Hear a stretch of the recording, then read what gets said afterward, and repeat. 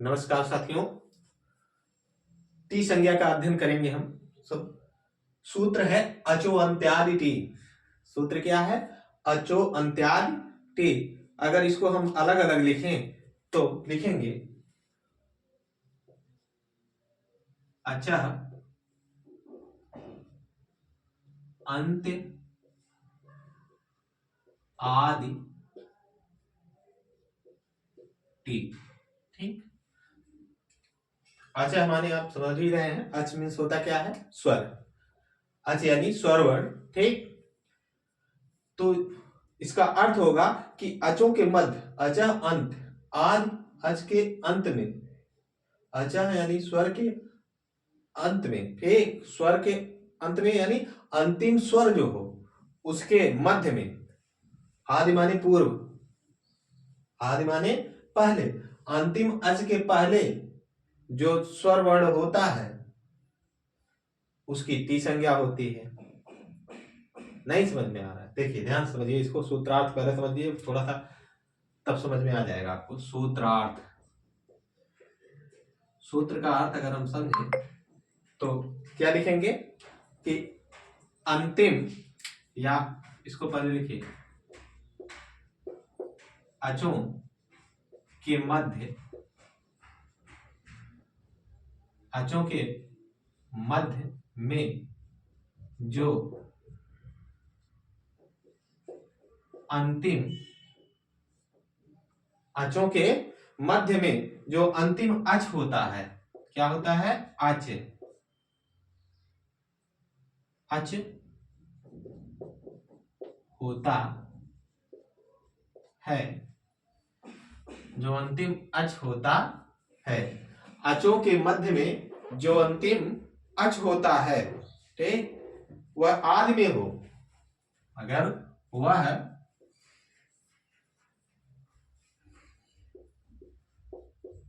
आदि में, आदि में हो जिसके, वह आदि में हो जिसके उस वर्ण समुदाय की, या उस वर्ण की, उस वर्ण समुदाय की, समुदाय की टी संज्ञा, उस वर्ण समुदाय की टी संज्ञा, टी संज्ञा होती है। अगर आप भी नहीं समझ पाए तो इसको और आसान शब्द में समझिए। अचों के मध्य में जो अंतिम अच होता है, ठीक, अचों के मध्य में, एक मिनट, अचों के मध्य में जो अंतिम अच होता है वह अगर आदि में हो जिसके, उस वर्ण समुदाय की टी संज्ञा होती है। या इसे हम यूं कह सकते हैं कि किसी शब्द के अंतिम में जो स्वर होता है, किसी शब्द में जो अंतिम स्वर होता है, व्याख्या लिख लीजिए, समझ में आ जाएगा। व्याख्या करें अगर इसकी तो क्या होगा? किसी स्वर के मध्य या स्वर के अंत, नहीं, अंत है ना, तो अच्छा अंत यानी किसी स्वर के, या किसी शब्द के कह सकते हैं, स्वर नहीं चाहिए जी, किसी शब्द के, किसी शब्द में जो अंतिम होता है स्वर, किसी शब्द में होना चाहिए कि नहीं, किसी शब्द में जो अंतिम स्वर होता है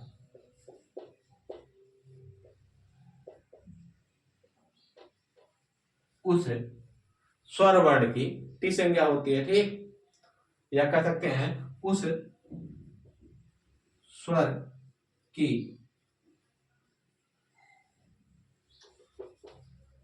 टी संज्ञा, टी संज्ञा होती है। अब आप कहेंगे केवल सर स्वर की ही टी संज्ञा होती है, तो सूत्र तो यही कहता है कि जो अंतिम स्वर हो उसकी टी संज्ञा होती है, लेकिन इसमें एक कंडीशन है कि उस अंतिम स्वर के बाद जो व्यंजन वर्ण होता है वह भी टी संज्ञक होता है। लेकिन उस स्वर के बाद जो अंतिम, उस स्वर के बाद जो व्यंजन होता है, जो स्वर के बाद जो व्यंजन होता है,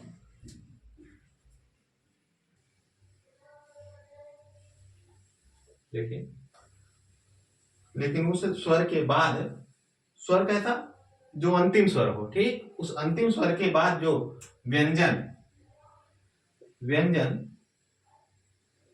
वर्ण होगा उसकी भी टी संज्ञा होगी,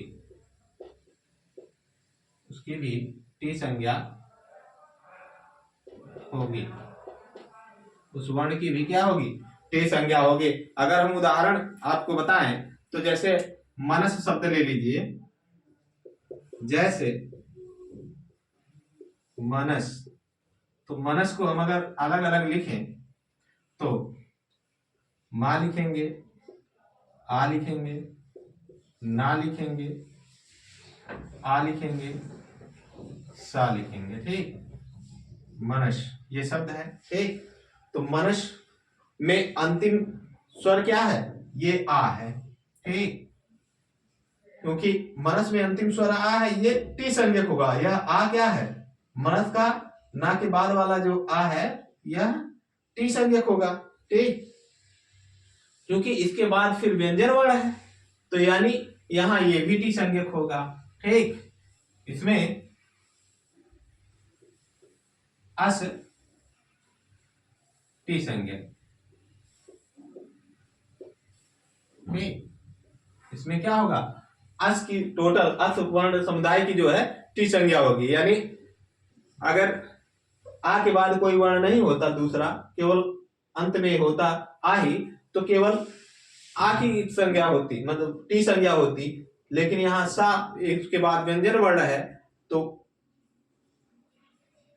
लिखा हमने कि उस स्वर के, यानी उस अंतिम स्वर के बाद जो व्यंजन वर्ण होगा उसकी भी टी संज्ञा होगी। इस कारण से आ के साथ सा की भी टी संज्ञा होगी, ठीक।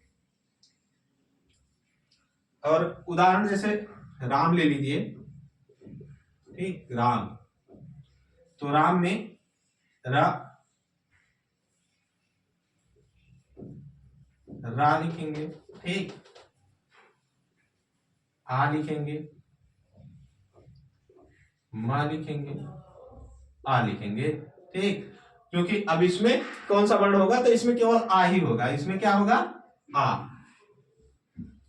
क्योंकि इसके बाद कोई और वर्ण है नहीं, तो अंतिम स्वर वर्ण जो है वह आ ही है। तो इसमें आ जो है यह वर्ण, ठीक, आ जो है यह वर्ण क्या होगा, इस संज्ञक होगा, टी संज्ञक होगा। इसमें आ टी संज्ञक होगा।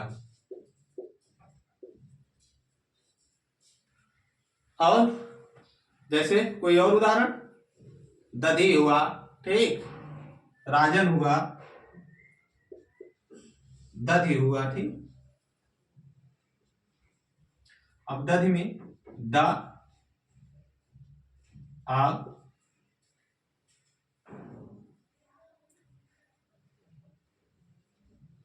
ध और ई। अब कहेंगे ये पहले है ना, ये पहले नहीं है, ये धा के पूर्व में मात्रा दिखती है लेकिन बाद में होती है, द धी, ठीक, उच्चारण करें द धी ई, देखिए बाद में उसका उच्चारण होगा, क्या होगा, दधी में ई का उच्चारण बाद में होगा। इस कारण से ये क्या है, ई जो है यह स्वर वर्ण है, अंतिम स्वर वर्ण है, ठीक, इस कारण से यह टी संज्ञक होगा और इसकी टी संज्ञा होगी, ठीक। यानी दधि में ई टी संज्ञक है, दधि में ई टी संज्ञक है। इसी प्रकार राजन अगर हम लिखेंगे, ठीक, देखिए यहाँ उदाहरण ऊपर लिख लीजिए, यहाँ नीचे लिखेंगे तो दिखाई नहीं पड़ेगा। राजन मान लीजिए है राजन, ठीक, तो राजन में क्या होगा, रा लिखेंगे बड़ा, ठीक, जा, फिर आ और फिर ना, ठीक। तो चूंकि यहाँ आ अंतिम स्वर है, यहाँ क्या है आ, राजन में आ अंतिम जो है स्वर है, जा का जा आ जो है वह अंतिम स्वर है, इस कारण से इसकी टी संज्ञा होगी। इसके बाद ना व्यंजन वर्ण है, हमने लिखा अभी पूर्व में अध्ययन किया है कि जो व्यंजन वर्ण होगा अंतिम स्वर के बाद उसकी भी टी संज्ञा होगी, तो यानी इस समूचे अन की होगी, ठीक। यहाँ अन जो शब्द है वह टी संज्ञक होगा।